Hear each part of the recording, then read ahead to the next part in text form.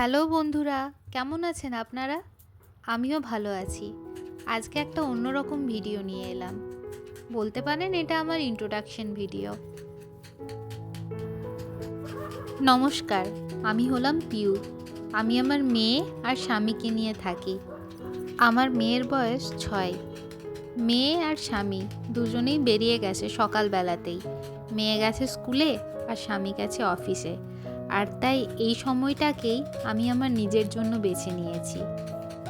প্রথমে ভেবেছিলাম শুধুমাত্র ভালো ভালো রান্নার ভিডিওগুলোই ইউটিউবে শেয়ার করব। তারপর ভেবে দেখলাম যে না, আমি আমার দৈনন্দিন জীবনের যে খাওয়া দাওয়া সেগুলোও শেয়ার করব। যেই ভাবা সেই কাজ, তাই শুরু করে দিলাম।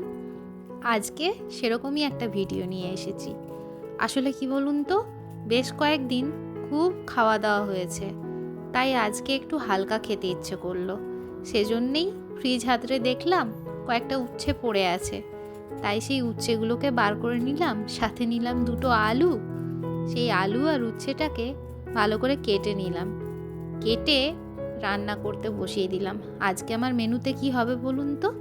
আজকে আমার মেনুতে হবে ডাল, আলু উচ্ছে ভাজা, আলু ভাতে, কাঁচা লঙ্কা আর কাঁচা পেঁয়াজ দিয়ে, আর তার সঙ্গে একটা ডিমের অমলেট।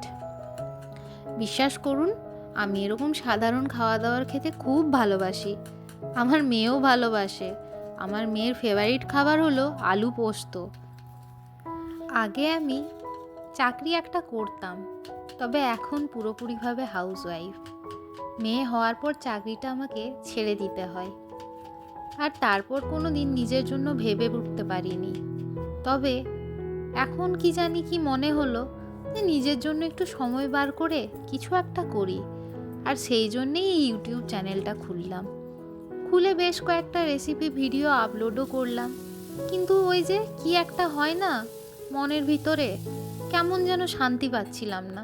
তাই মনে হলো একটু নিজের পরিচয়টা যদি মানুষদেরকে না বলি, তাহলে তারা কেন দেখবে আমার ভিডিও? আর সেই জন্যেই আজকে আমি আমার পরিচয় দিতে এলাম, বা বলতে পারেন আপনাদের সঙ্গে পরিচয় করতে এলাম। আপনারা যদি আমাদের এরকম ভিডিও দেখতে চান, তাহলে আমাকে প্লিজ জানাবেন কিন্তু কমেন্ট করে। আর যদি শুধুমাত্র রেসিপির ভিডিওই শেয়ার করতে বলেন, তাহলে সেটাই হবে না হয়। মেয়ে হওয়ার পরে সংসারের নানা কাজে নানাভাবে ব্যস্ত হয়ে পড়েছিলাম। তবে এখন যেহেতু মেয়ে একটু বড় হয়েছে, সেই জন্য এই সময়টা পেলাম। ও এখন স্কুলে যাওয়ার জন্য বেশ ফাঁকা সময় পেয়েছি। এখনও বাড়িতে থাকলে একটা কথাও আমাকে বলতে দিত না, আর তাই এই সময়টাই আমি কাজে লাগাচ্ছি।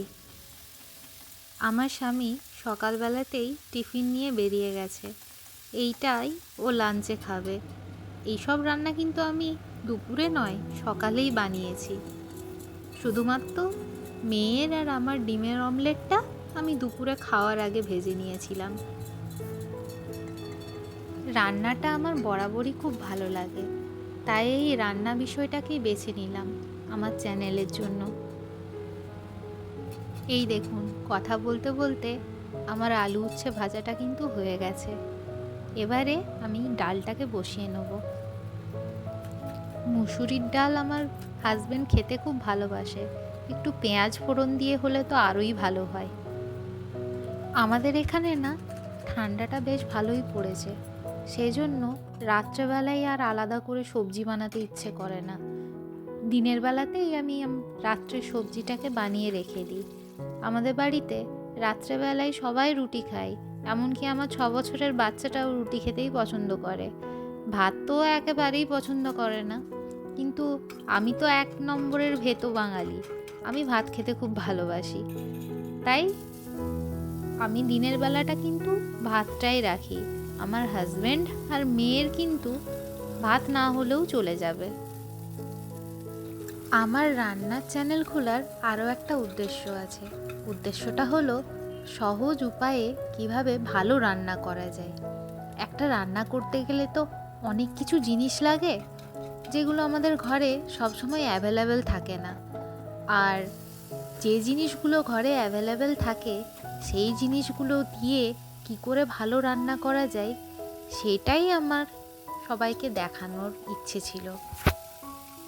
আমাদের বাড়িতে যে রান্নাগুলো হয় সেগুলো কিন্তু কোনোদিনই খুব বেশি ইনগ্রিডিয়েন্টস দিয়ে বানানো হতো না।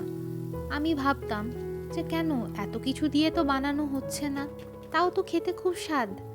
সেজন্য আমার মনে হলো এগুলো সবাইকে শেয়ার করা দরকার। যারা প্রথম প্রথম রান্না করছেন, যাদের রান্না করতে হয়তো অতটা ভালো লাগে না, রান্নাঘরে সবসময় সময় দিতেও ভালো লাগে না, তাদের জন্য চটজলদি কিভাবে রান্না করা যায় সেটাই আমি দেখাবো আমার ভিডিওগুলোতে। আপনারা জানাবেন কিন্তু আমি কি এরকম আমার দৈনন্দিন জীবনের রান্না বান্না খাওয়া দাওয়ার ভিডিও দেখাবো, নাকি শুধুমাত্র রেসিপির ভিডিও দেখাবো। আপনারা বললে আমার খুব সুবিধা হয়। আপনাদের সাথে কথা বলতে বলতে আমার ডালটা কিন্তু হয়ে গেল। এই দেখুন না, সিটি পড়ছে। আর ওদিকে আমি আলুটাও কেটে রেখেছি। ডালটা হয়ে গেলে আলুটা সেদ্ধ করতে বসিয়ে দেব। আমার দিনের সময়টা কিভাবে যে পেরিয়ে যায় আমি নিজেও বুঝতে পারি না। মেয়েকে নিয়েই আমার সারাটা সময় পেরিয়ে যায়। মেয়ে স্কুল, মেয়ের নাচের ক্লাস, মেয়ের ড্রয়িং ক্লাস, মেয়ের টিউশন, সারাক্ষণ এসব নিয়েই থাকি। আর তার মাঝে এই সময়টা একান্তই আমার। আর তাই কথা বলতে চলে এলাম এই সময় আপনাদের সঙ্গে। আলুটা সেদ্ধ করতে বসিয়ে দিলাম। আলু সেদ্ধও হয়ে গেছে। এই আলু সেদ্ধটা দেখলেই না সেই ছোটোবেলার কথা মনে পড়ে। যখন স্কুল যেতাম মা এভাবেই আলু সেদ্ধ মেখে খাওয়াতো। কাঁচা পেঁয়াজ আর কাঁচা লঙ্কা, তার সাথে একটু সর্ষের তেল আর একটু নুন, গরম ভাত, তার সাথে এই আলু ভাতে, তার সাথে একটা মাছ ভাজা আর একটুখানি ঘি। কি স্বাদ লাগতো সেই সব খাবার খেয়ে। সেই দিনগুলো না খুব মনে পড়ে। মাঝে মাঝেই খুব নস্টালজিক হয়ে পড়ি। আমার মেয়ের ছোটোবেলাটা দেখেও না মাঝে মাঝেই সেই নিজের ছোটোবেলায় ফিরে যাই। আমার মেয়েকে যদি একটা গোটা ডিম সেদ্ধ দিই ও কিন্তু খেতে চায় না, কিন্তু যদি একটা গোটা ডিমের অমলেট বানিয়ে দিই ও এক নিমেষেই সেটা খেয়ে ফেলে। অমলেট খেতে খুব ভালোবাসে, একটুও ফেলে না।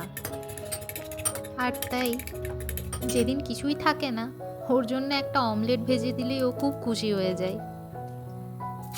আমার মেয়ে খাওয়ার সেরকম কোনো জ্বালা নেই, ওকে যা দিই ও তাই খায়।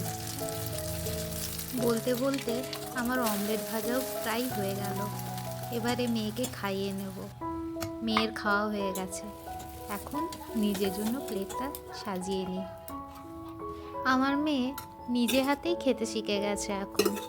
আসলে অনেক ছোটোর থেকেই ও নিজে হাতে খায়। তবে যেদিন মাছ থাকে সেদিন ওকে একটু খাইয়ে দিতে হয়। আসলে মাছের কাঁটা এখনও বাছতে শিখেনি, সেই জন্য আমাকে একটু তখন ওকে হেল্প করে দিতে হয়। তবে যেদিন ডিম থাকে সেদিন ওর কোনো অসুবিধাই হয় না। চলুন, আজকে তো অনেক কথা হয়ে গেল। আবার অন্য আরেক দিন আসবো আপনাদের সবার সাথে কথা বলতে। ভালো থাকবেন। আর যদি ভালো লাগে অবশ্যই আমার চ্যানেলটা সাবস্ক্রাইব করবেন।